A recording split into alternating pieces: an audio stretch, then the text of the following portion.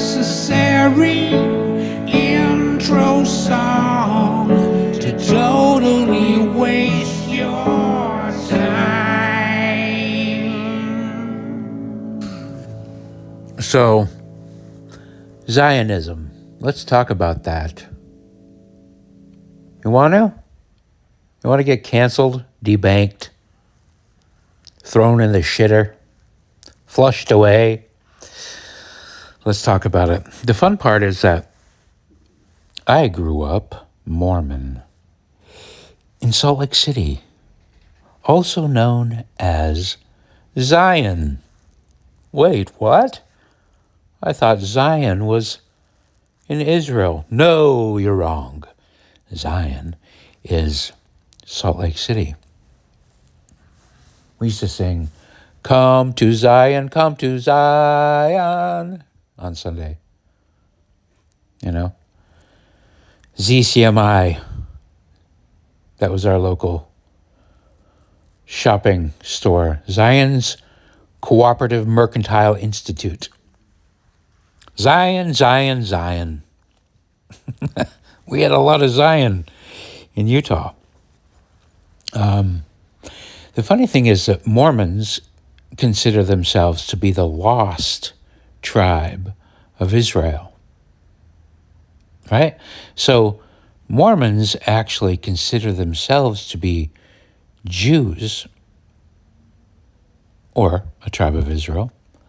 And incidentally, a lot of the Jews are Gentiles, or at least that's the way I understood it. I dropped out of Mormonism when I was about 27 years old.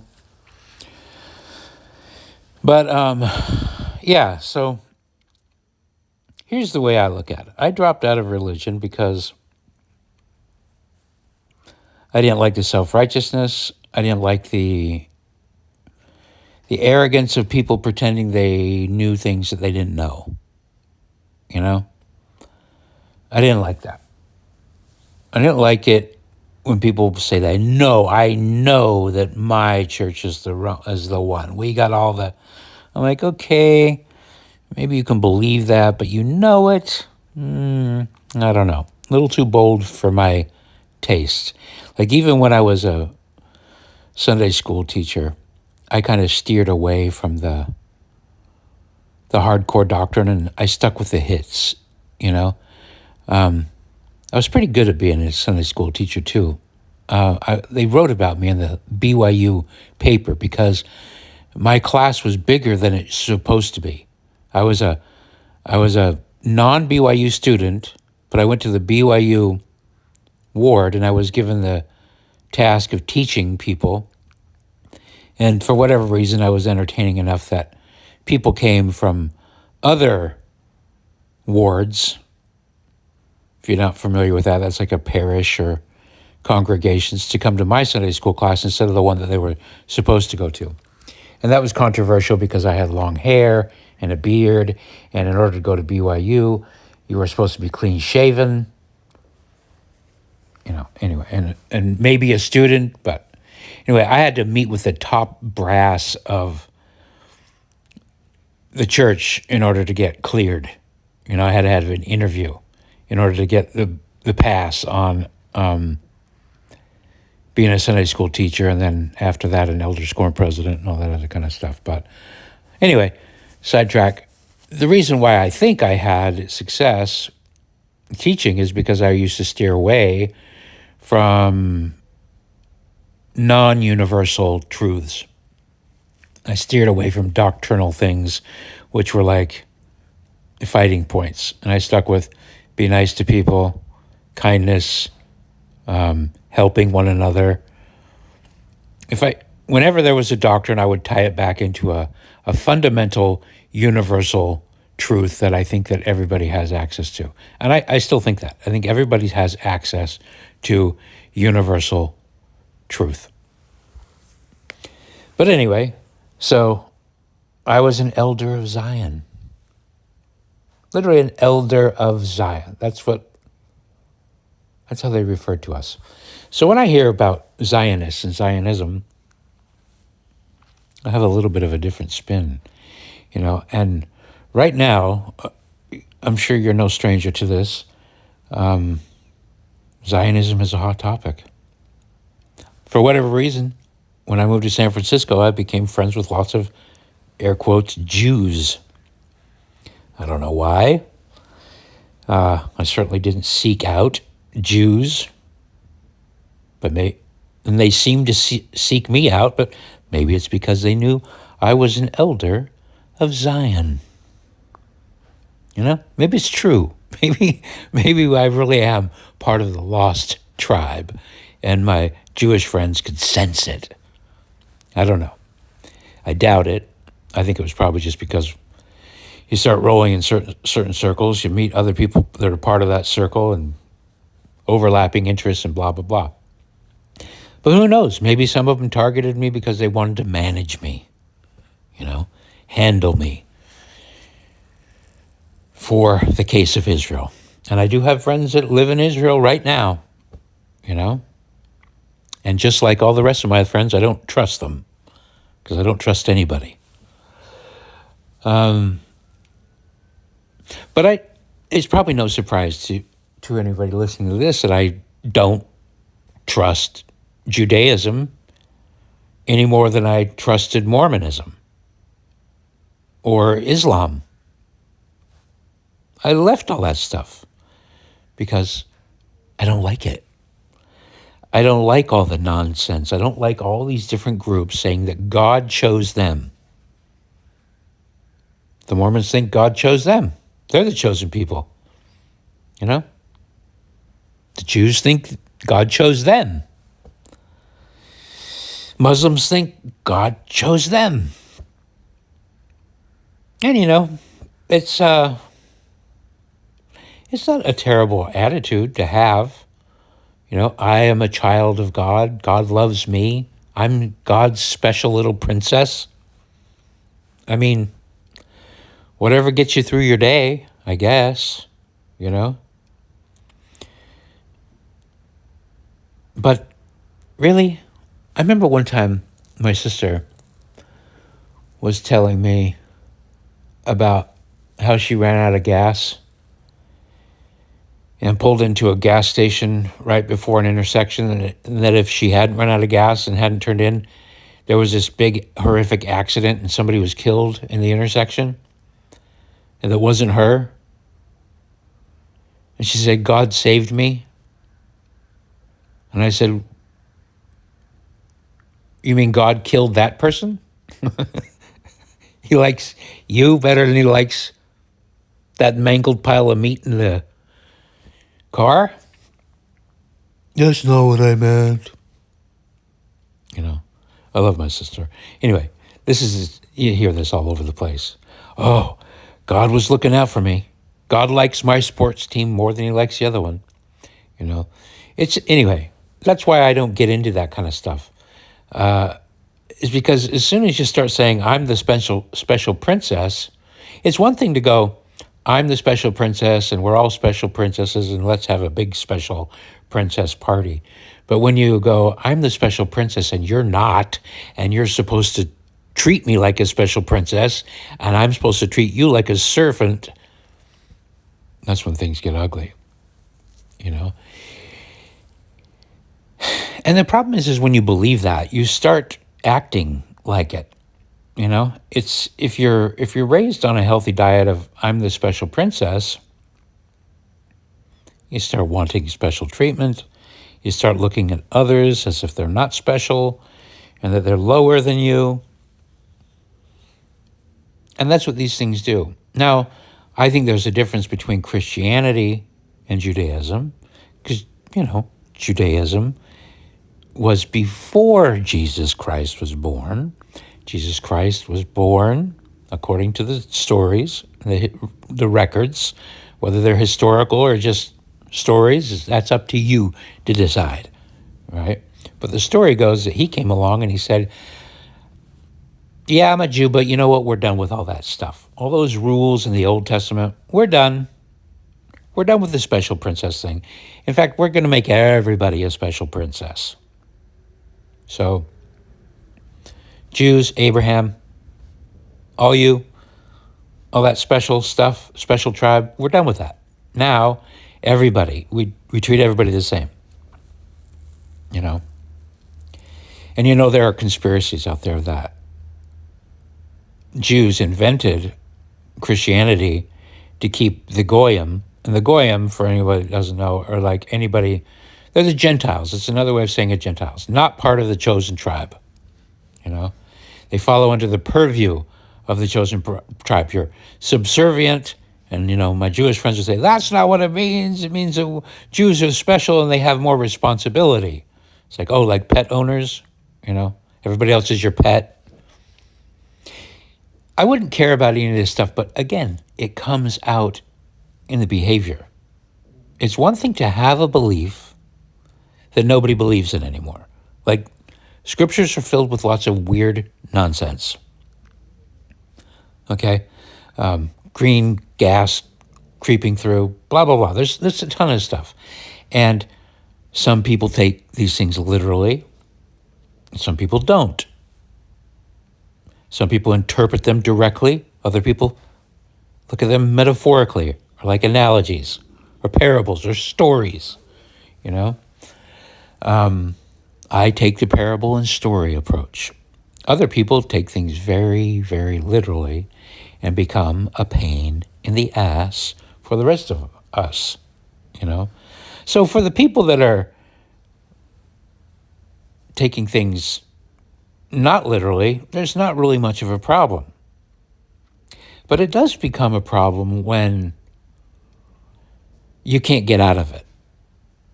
Like for me, I was able to just say, you know, I'm not Mormon anymore. It's not a genetic thing. You opt in. I was born into it. My parents were religious.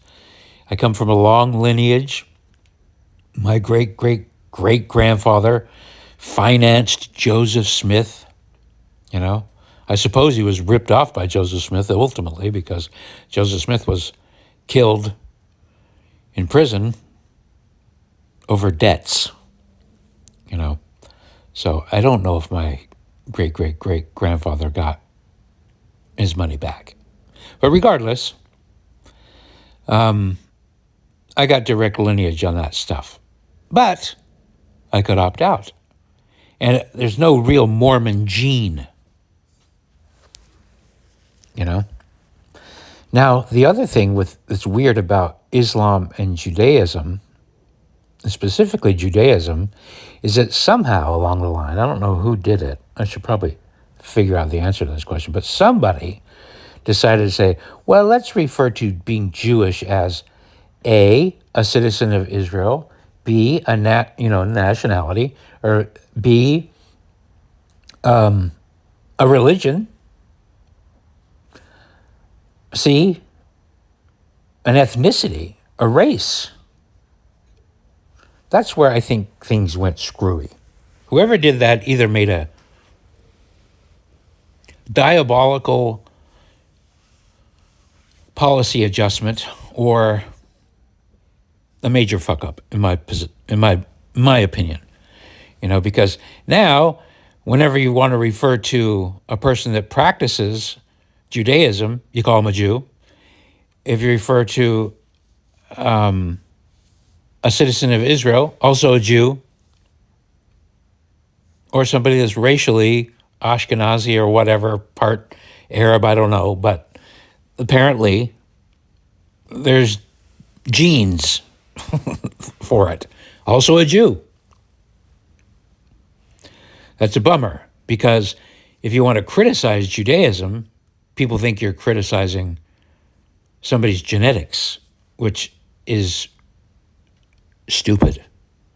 It's dumb. It's wrong. It's not true. Like when I criticize Mormonism, I'm not criticizing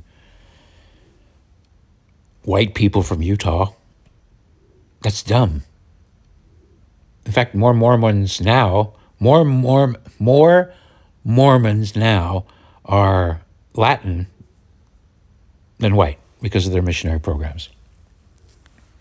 So anyway, you can see where I'm going with this. Zionism, as they term it, is, the idea that Israel should have its own state. And I'm like, why exactly? Because they're putting the race part of it in it. It's like, why exactly? Well, because this, and historically speaking, we're small, blah, blah, blah. Okay, so are Mormons. Do Mormons need to have their own country? I get it. They moved to Utah. That was kind of the point. The Mormons did do the Jew thing. They got kicked out of everywhere. They settled in Utah and tried to make their own little land of Zion. Should they be able to have their own country? Should they campaign for getting a genetic component about it? I don't know. Yes, no? What about black people? What about Muslims? What about black separatists? What about, it's not my thing. I think it's dumb. No, I'm not an ethno-nationalist. I think it's dumb. I don't think, I wouldn't want to live in a country that was ethno-nationalist for Muslims or just white people. That's not my preference. I prefer a little bit of a mixture, at least something. I like it when people can opt in and opt out of belief systems. Isn't that seems like an interesting way to live life, Well, you can opt in or opt out. Yes for me, not for me. Anyway, but the whole term Zionism has taken on this whole greater meaning. Like any criticism of a Jew is criticism of Zionism, which should be fine. I'm not an ethno-nationalist. Zionism is ethno-nationalism. Therefore, it follows under the umbrella of something I'm not for, which is ethno-nationalism. And I'm not hardcore against it. If somebody's tomorrow said, okay, all the whites have to live in this country, all the blacks have to live in this country, all the browns, I'm like, okay, how are we going to sort this out now? What about all the halfies? What about, what's the percentage of blood? Are we doing a fully purebred thing? I don't know. It sounds ridiculous. The whole thing is ridiculous. That's why, to me, Zionism is ridiculous. And a lot of people think it's ridiculous. And they should. That's not a criticism of Jewish people, genetic Jews, just like my criticism of Mormonism is not a criticism of white people from Utah, because you can opt in or opt out. But right now, there's this whole contingency of people who have seemingly made Zionism the most important. It is the deciding factor in anything they do, And they, to me, unfairly lump Jewish people, genetic Jewish people, in with Zionists and Judaists. By the way, that's the term I like to use. I try to tell my friends that are wanting to criticize Zionism and Israel, which are totally fair targets to be criticized, I said, I've been trying to get people to say Judaists, because you can criticize Zionists and Judaists, but if you just keep saying the Jews, you're lumping in a bunch of people that want to have nothing to do with that stuff. And it's kind of not their own fault. Like if you're born Jewish and you don't have really another term, like I'm ex-Mormon, right? But be it by design or by accident, a person can't be ex-Jew. You know, it's like being ex-white.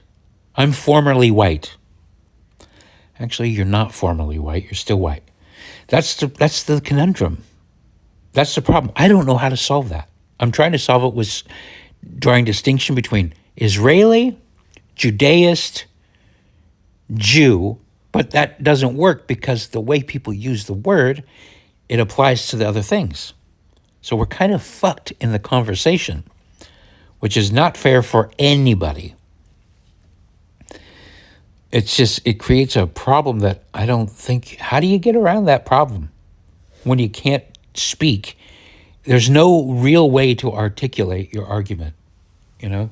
Or at least when it's put out there, the reaction is going to be predictably, people are predictably going to be offended and think, oh, you're talking about me. No, I'm not talking about you. I'm talking about the people that practice a certain idea, a philosophy, a religion, a military strategy. And that's what a state is. That's what Israel is. It's a collection of militaristic ideas. You know, these are the things that you can do, and these are the things that if you do them, we will kill you. That applies to Islam too, not so much Christianity. Anyway, but so when I see Islam and Judaism fighting, I just go, well, you deserve it. You guys are both two sides to the same fucking coin. You got two tribes with special princess syndrome demanding that God loves them the most and God gave them a piece of land rather than just fucking trying to work it out, negotiate like the rest of the people, you know? And this is my whole life, you know, I don't need to tell you, as long as you've been alive, person listening, you have watched Israel and Islam fighting over a little scrap of land, you know? And to me, a lot of times I think that is it's a red herring. Like to me, Israel a little bit looks like a red herring, you know? Because if you look at the principles of Zionism or Judaism or the principles of Islam, it is complete submission. Both of them pretty much preach the same thing in maybe a little bit different ways. But Islam literally means submit. You know, you will all submit to Allah, to God, and we will be the law, the Sharia law will contain you and tell you how to live. And Judaism is very similar. We're the chosen tribe. We shall rule the earth and govern. And even if you take the best case scenario, you're all our pets, the Goyim or the Gentiles. We need to take care of you. And the way we do that is through, you know, all the different versions of Judaism that have come out, like communism, Marxism, internationalism, Bolshevism. It gets rebranded in lots of different ways. But the idea is still the governing principle is that God told us to do it this way, and this is the way we're doing it, and just get on board or die. You know, that's Judaism, that's Islam. Different ways of going about the same thing. You know, so I, of course, object to that. I think it's nonsense. I don't really want to live in Christian nationalism doesn't sound that interesting to me either, but I prefer to either of those two, you know, because Christianity, the doing away with the special princess thing, free will, choice, volunteerism, individualism, I'm for that. And that to me is epitomized by, well, not epitomized by Christianity, but supported at least by Christianity. I personally think my way of doing things is even better. Just hardcore individualism. You take people as one at a time. You don't box them into their, you always give people an option to opt out. You know, but anyway, so back to the topic. I kind of seem like I'm dancing around and trying to treat everybody equally, and that's kind of a pussy move, because really I want to talk about Zionism right now because that's on center stage, you know? And so many people that I know and respect are really, and through no fault of their own, by the way, are really kind of doubling down on this Zionism is bad thing. I think we've seen the world take a shift. Finally, now that the conversation's out in the open and people can talk about it without being totally canceled, you know, you can actually talk about Zionism. And people, again, to me, they're using the wrong language when they just say the Jews, because it unfortunately includes people's genetics. It's like when you say the whites, all white people are like this, all black people are like this, all Jews are like this. You know, I'm beating a dead horse, but obviously not all blacks think the same. Obviously not all whites think the same. Obviously there's tremendous division between Jews, one to another, you know? So you get into trouble. But regardless, people are using the term Zionism instead. And with the current administration, I hear people go, oh, that person's a Zionist, they're a Zionist. Oh, and everything that's Zionist is bad. You know, the worst thing. And I'm like, okay, maybe, I don't know. I don't know if it's the worst thing. But okay, I agree. It's a bad thing. I'm against it. I'm against ethno-nationalism, and that includes Zionism. And since Zionism seems to be one of the most powerful isms right now, it deserves our attention. But what I think people don't understand, and I'm bringing it back around to my unique elder of Zion, Mormon perspective, is that Christian Zionists and Jewish Zionists aren't the same. Not at all. In fact, it's funny that they even call themselves Zionists, you know? And I don't think unless you're raised in a religion, either evangelical or Mormon, where we think we're the real Jews, they, Mormons, I don't know, you don't really understand that there's a distinction, you know? A Jewish Zionist, let's say a hardcore believer, says God gave us this land or dominion over the earth, you know, and this will be our capital or whatever. Quite frankly, I think Israel's a red herring. Again, like I said, I think the real, if you really want to combat Judaism, you combat globalism, because it's the diaspora. It's a spreading out of this idea. You know, kind of like Mormons too. Again, there's a parallel. Mormons are evangelical. In other words, they proselyte. They spread the message. Jews, not so much. They're not spreading the message, but they're spreading the control out everywhere. That's part of the doctrine. But anyway, so when you take a Christian Zionist and a Jewish Zionist, it's, to me, comical. It's comical that most people are talking about them as if they really share anything, you know? They really don't. Even the term Judeo-Christian, to me, is just one of these wonderful oxymorons, literally, you know? And by the way, whoever decided to bind the New Testament and the Old Testament together in the same book was, again, genius. Diabolical? I don't know. But one basically refutes the other. They don't really support each other, you know? If you're a real Judaist Zionist, well, Jesus is the false Messiah and he's burning in hell. But if you're a Christian Zionist, Christ is your king, and at best, Israel belongs to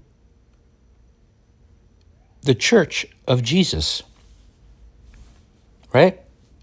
It's the birthplace of Jesus, and Jewish Zionists or Israeli Zionists are merely stewards.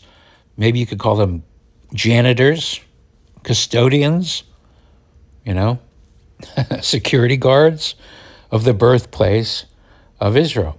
So, like when people say, "Oh, Trump's a Zionist. Trump's a Zionist," what did he do? He sent a Zionist as the ambassador to Israel. I'm like, yeah, he sent Mike Huckabee. Mike Huckabee is the Zionist he sent to Israel as the ambassador. To me, you may as well just send a guy with a T-shirt that says "Christ is King." Hi, I'm on your team. You know, it's like, how is this not part of the regular discussion that Christian Zionists and Jewish Zionists aren't the same? They are at odds. You can imagine a conversation going like,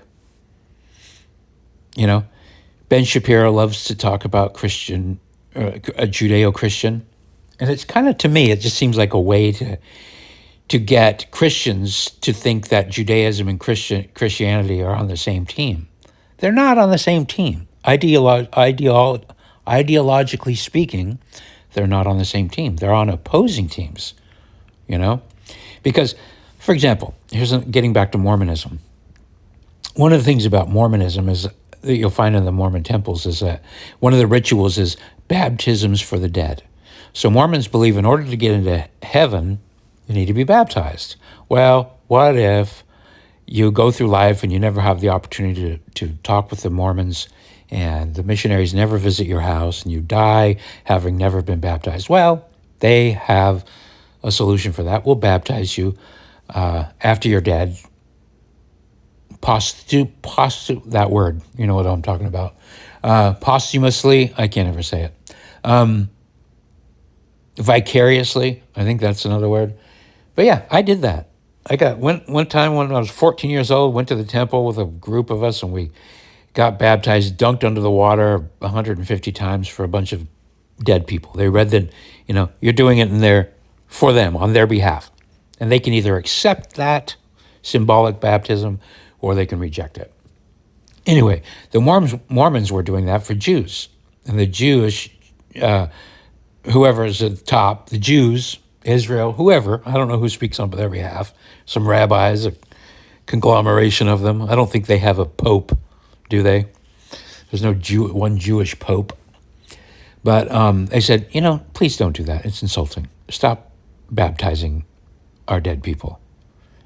And the Mormon church said, okay, we'll stop. I don't think they really did stop, quite frankly, because who's going to know? How can you stop me from doing a secret ceremonial thing for you? Anyway, but so there's a conflict there. The Mormon Zionists, the Christian Zionists, and the Jewish Zionists are not the same. It's like, imagine a Jewish Zionist and a Christian Zionist standing at the birthplace of Christ in Israel. A Christian Zionist is saying, thank you, Jewish Zionists, for taking care of this property. It belongs to us. This is where our king was born. And the Jewish Zionist is like, yeah, Jesus is fake. He's burning in hell. Okay, he's not the real Messiah. The real Messiah is still coming. We're preparing the earth for the actual Messiah. And the Christian Zionist is like, no, he already came. His name is Jesus. You will bend your knee eventually. Oh, no, we won't. You will. You'll bend your knee to our Messiah. Oh, no, that's not true. You'll do it. And they're just, I'm the boss. No, I'm the boss. No, I'm the boss. No, I'm the boss. No, I'm the boss. And these people are both called Zionists. So it's like, when I hear people saying, oh, but they're a Zionist. And I go, yeah, but which flavor? It's a very important distinction. Which philosophy, which religion do they support? And again, it's just like, I have Zionist friends who are Jewish, racially. And they don't know the first goddamn thing about the religion. They don't. They've never cracked open the Torah. They might have got secondhand shit when they were young. They certainly might have gotten the special princess thing. And Lord knows we've all been given the flood of guilt tripping that, oh, everybody hates Jews. It's a lie. It's a lie. But we've been told for our whole lives that there's this intrinsic Jew hatred, that the Gentiles automatically are born with a seething hatred towards Jews. It's a tremendously terrible, terrible idea to pass on to anyone, Jew or non-Jew, especially, though, to Jews. Like, what a terrible thing to teach a small child, that, the secret is the world hates you. They all hate you. And here's this movie about Germany and blah, blah, blah. And just remember, the reason why they hate you is because you're the special princess. Even if you hear that secondhand, imagine one day you're 5 and somebody says something you don't like and they're mean to you. They're right. They hate me because I'm Jewish. No, actually, they hate you because you're a dipshit. Okay? And your hairstyle today looks crappy. And your shoes are gay. Million different other reasons to not like somebody or disagree with somebody. But if you prime them, and they've done this to lots of minorities, and black people have been primed this same way. Everybody hates you. They hate you because you're black. They're racist. They're anti-Semitic. That's the reason. What a great way to escape actual criticism. Oh, you hate me because I'm a Jew. Oh, you hate me because I'm black. Oh, you hate me. White people are finally getting on board with this. White people are finally joining the bandwagon. Oh, you hate me because I'm white. No, I hate you because you're a fucking dipshit. And you're hateable. That's what most of these people don't realize. They're hateable. The Jews are hateable. The blacks are hateable. The whites are hateable. Anybody's hateable when they do stupid shit. You're hateable. You, listener, you're hateable. It's easy to hate you when you do dumb shit. But anyway, where am I going with this? I don't know. I think the point is, for me, I get why people are taking things seriously, because it doesn't matter if I believe in Judaism or Islam or Christianity. What matters is if they do. Because if they believe in these things, then they act accordingly.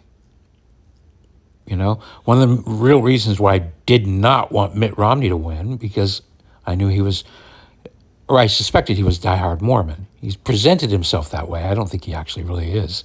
But, and I didn't want an Armageddonist in there with his fingers on the buttons, because in the Mormon church, because it's also based on the Bible, Armageddon and Christianity and Islam, all of the religions have been basically, or at least the Abrahamic religions, have been preaching about Armageddon, right? And the books are filled with prophecies. Well, see, I don't see them that way. I go, it's not a prophecy if you're fulfilling it. That's called a to-do list. I'm not going to prophesy that I'm going to buy some jalapenos when I go to the store. I know that I'm going to because I like jalapenos. When I buy that and check it off my list, that's not a fulfilled prophecy. That's me checking off my grocery list. Right? Anyway, so you got a lot of these believers, and who knows whether they do believe or not, or they're just opportunists, but you got a lot of people believing that the Messiah is going to, either Jesus is going to return, a Messiah is going to come, Islam's got their version, and they're all checking off these to-do lists. And that's the part I don't like. Stop checking off horrible shit to validate your religion. And that's the way I see them doing it. They're getting validation by making things happen. You know, I really didn't want Romney because I'm familiar with, I was raised on a steady diet of, oh, these are the last days. It's the last days. You know, the world's going to end. Jesus is going to return. Weeping and wailing and gnashing of teeth and a millennium of peace for the believers. The Jews believe this too. Different Messiah. I think Islam has their version. I don't know. I'm not as familiar. But it's all the same shit. Submit or else. Submit to our rule. We are the boss. I'm the boss. And I'm like, no thanks. Can we work something else out? Anyway, that's what I see. When I look at Trump, thank goodness for me, is I see somebody that's thinking the way that I'm thinking. And also with Elon, and also with Mark Rubio, you know, and some of the others. But when I see the Christian Zionists, I don't see them as being the same as Jewish Zionists, and you shouldn't either. Nobody should. If anything, you know, the Christian Zionists are keeping the Jewish Zionists in check. And maybe vice versa, I don't know. But Christianity to me doesn't pose a threat. That's my personal view. If a person follows the precepts of Christianity, they pose very little threat to their neighbors. I don't think the same can be said about Judaism and Islam, because both of those require ultimate submission, one in a more brutalistic way, the other in a more roundabout way, you know. But I'm against them both. I am a religious bigot. That's right, you heard me. I looked up the definition of bigotry, and it's having a strong opposition to, it includes religious beliefs. And I do have strong oppositions to religions, you know, various religions. And Islam and Judaism sit at the top of those. You know, I haven't listed every other religion. There's a lot of them. I haven't spent much time thinking about Buddhism or Hinduism or Sikhism, you know. So I don't know, maybe they're worse. But they're not bothering me as much. I don't hear about the Buddhists or the Sikhs coming after me. You know, they haven't tried to subjugate me. Anyway, stuff to think about. Thanks for listening.